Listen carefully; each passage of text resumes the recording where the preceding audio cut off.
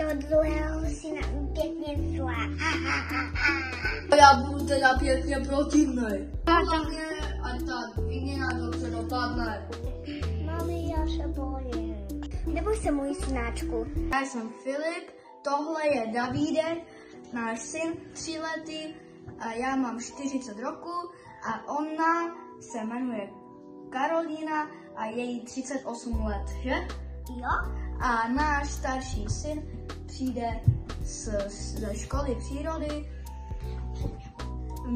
jmenuje se Jakub a chodí na střední školu do prváku a je mu 16 let.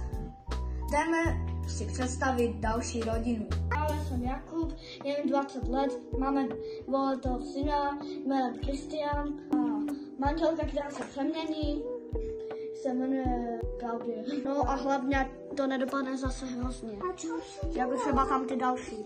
Hlavně to dopadne dobře s mojím manželem. Hlavně nechci, aby tam ta žena byla Kristiána třeba a tak. Na toho druhého syna pěkně zlá. Já budu teda pěkně protivnej. Ať ta výměna dobře dopadne. Mami, já se bojím. Neboj se, můj synáčku. Nemají tu moc uklizené, mají tu trochu ty krušenky, mi to vadí, ale jako mají to tu pěkné, ale nepodívají se ještě na kuchyni, takže jdeme ještě do kuchyně. Šimano, čau lidi! Kuchyň vypadá pěkně, ale trochu jakoby taky nepořádně, protože ty krušinky tady po zemi, tak to mi velmi moc vadí. Ale zatím jakoby to je pěkná ta kuchyň a není to moc jakoby špatné. No, jsem konečně přišel. Co děláš? Co bereš dosi? Rodina se přihlásila do vyměny manželek. To chápu. Hlavně chci, aby si byla lepší, protože tam ta byla fakt hrozná.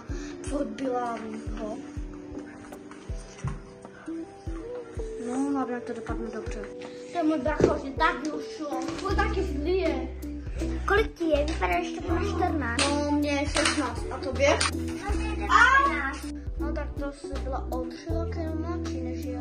Teda starší než já. To jo. Part 2 bude někdy příště, takže zatím čau.